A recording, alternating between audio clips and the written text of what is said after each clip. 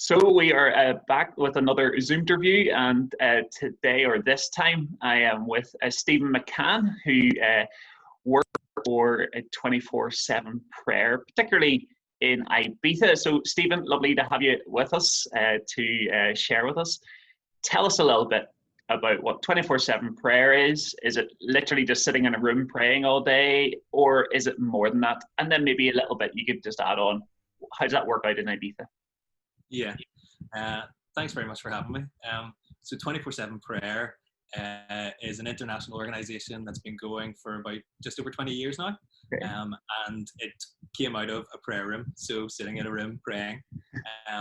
The values that they hold are prayer, mission and justice. So for every kind of prayer room and prayer thought with that, the idea is that it would evolve into mission and justice.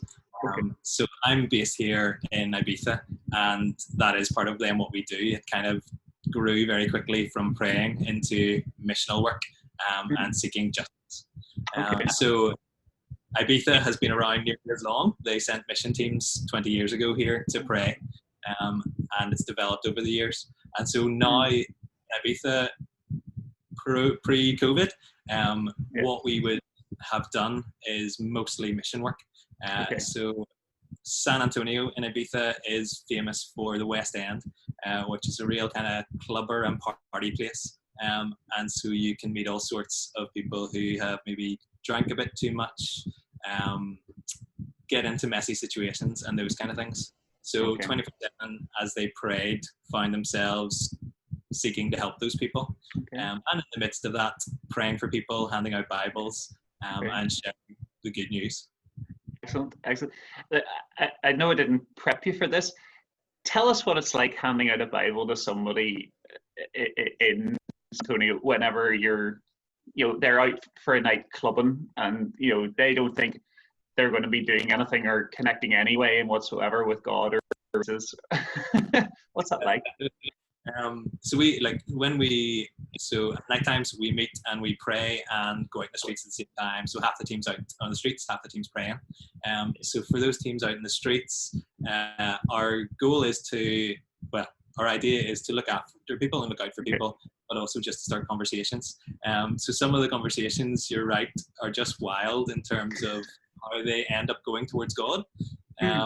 We try to go not with too much of an agenda or too much of a do you know God, but just open up conversations.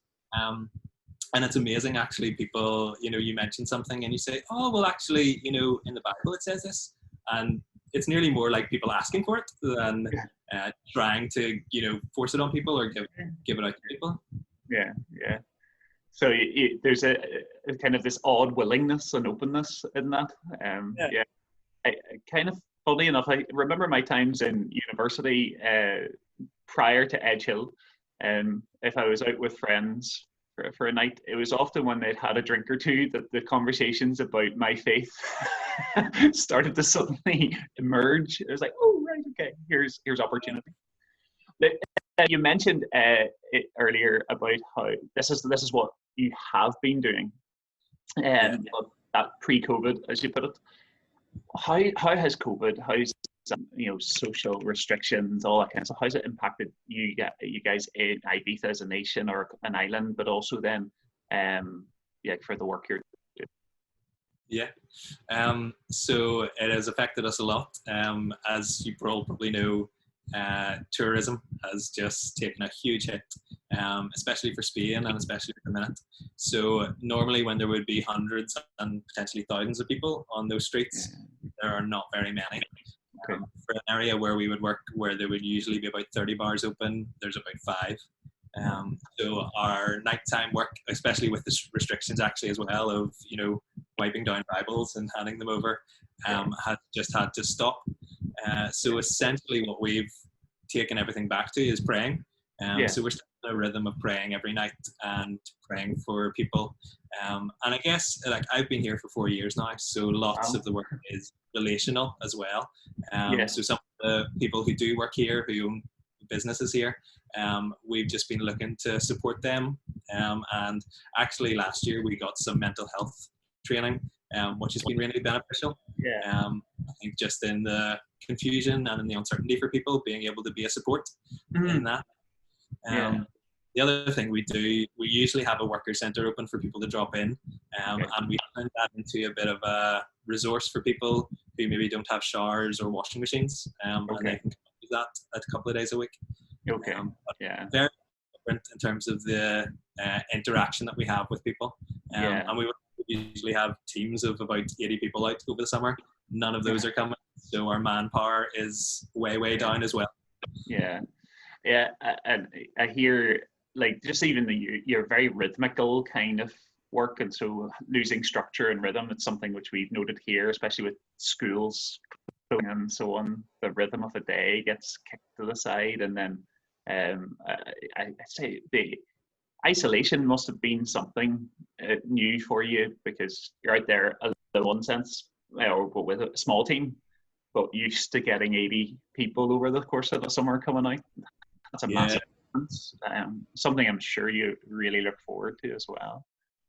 In the midst of all of that challenge, then, are you seeing positives? Are you seeing things which are opportunities that wouldn't have come without lockdown? Without the shutting down of things?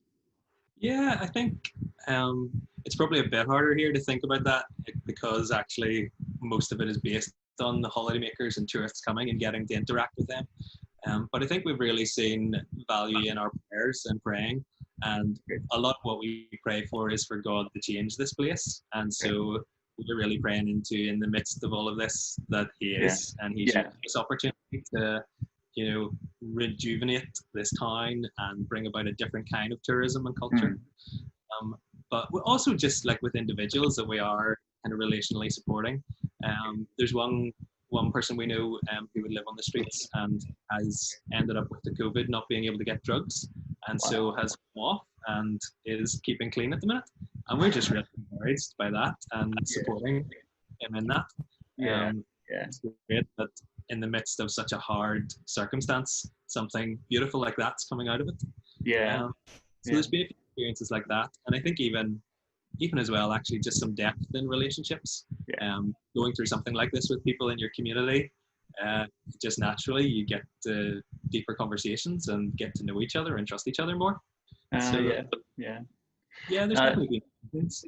Good. I suppose the type of work that you've been doing, it can be very passing. You meet a person who's out from England or from from Ireland or from another part of the world. They're there for a week of partying, and you get to meet them maybe on some of the early. You see them a couple of times, but then away they go. And so, and I know you work with the local folks as well, the business owners and so on. But providing more opportunities for that intimacy, maybe. That's cool. Stephen, thanks for this. I prepped you before this to say that we were going to expect an amazing answer, because your mission is prayer. So what can we pray in these times?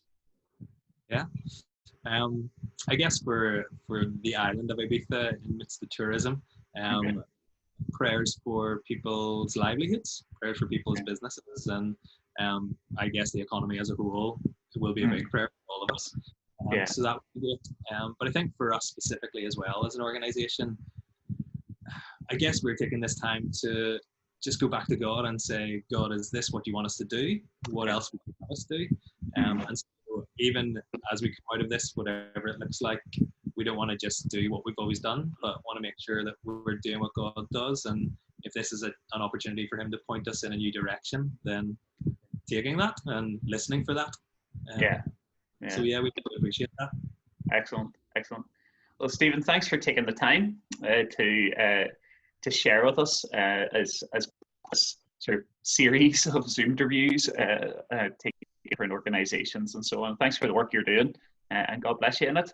And we trust that there will be teams and groups. I know that there's at least one person in one of our churches here who would be really keen to get out in one of those summer groups. So you never know, you might have a wee Donegal person coming along. And thank you for having me, and thank you for your interest and for your prayers. No problem. Here, God bless you, and see you sometime. Bye.